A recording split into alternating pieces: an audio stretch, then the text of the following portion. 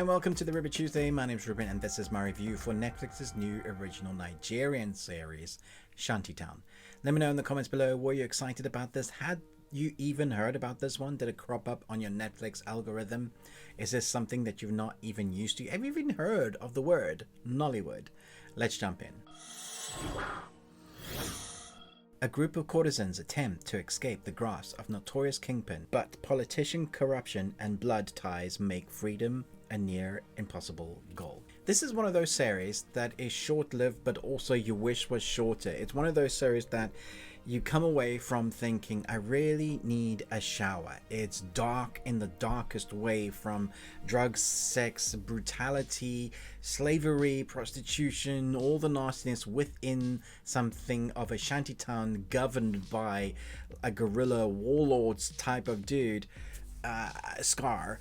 You think you know how bad it's going to get until you watch the subsequent episodes, and it just doubles down on how nasty this can be. And then it doubles down on that sort of storytelling that is rife in Nollywood, the sort of acting that you get from drama soaps, but very much made for TV. And even though this is Netflix, this feels like straight to DVD TV sort of series. There are parts in this that I loved. Some of the cinematography, the escape kind of shots, the wide vistas with the cinematography, nightscapes, all of that beautiful to look at. And sometimes there was gleaming moments of acting where I thought, okay, that was heartfelt. And then the culture comes screaming in and you get that Nollywood type of the way they respond with certain dialogue moments, the Nollywood drama. I'm not saying it is Nollywood, that just is what it reminded me of. It often feels cheap. It often feels like it's a screenplay that you're watching somebody do a read through for the first time at a theater, but at one of the cheapest theaters. I know I'm being really harsh, but that's the sort of feeling it conjures up in moments. And then there are other moments where the action is good.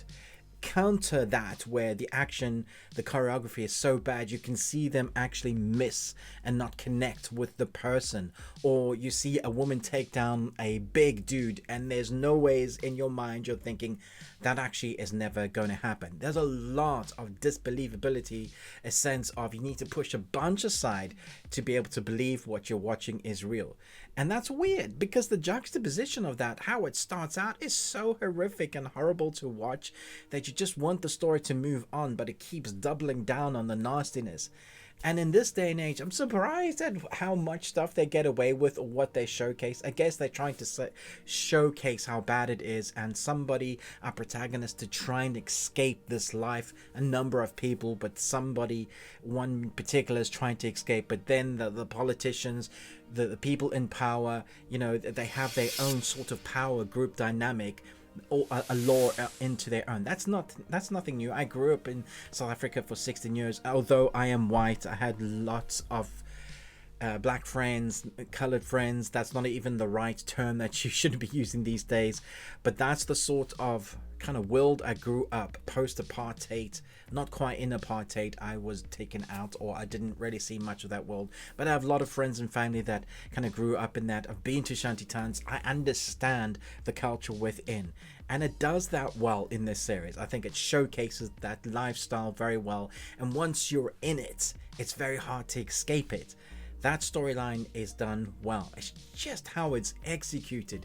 It just left me feeling this feels like a play with a one-time draft that nobody went over. And that's probably not the case, but the culture that comes in here isn't quite the quality that I was expecting for a Netflix series. Now, Netflix series aren't always good, but when it comes to this series, I can't, with an honest opinion of a reviewer that's watched many series from many different cultures, and I really wanted to give it a good review, like a high mark. I can't honestly say, yeah, this is great. So I'm going to give it 2 Nicolas Cages out of 5. You got one. And it's getting 2 for some of the cinematography, some of the acting moments, some of the action, and I guess the baldiness of how dark it's willing to go. But other than that, the acting, the dialogue, the story, all felt like it needed a few more drafts. And that's coming from someone that has worked on features and shorts and music videos and all that, but it's just still just my opinion. I hate coming down on anything creative because I know how hard it is to do that. But from my perspective, wow. Thanks so much for watching this, but most of all, until next time, remember, live long and Tuesday.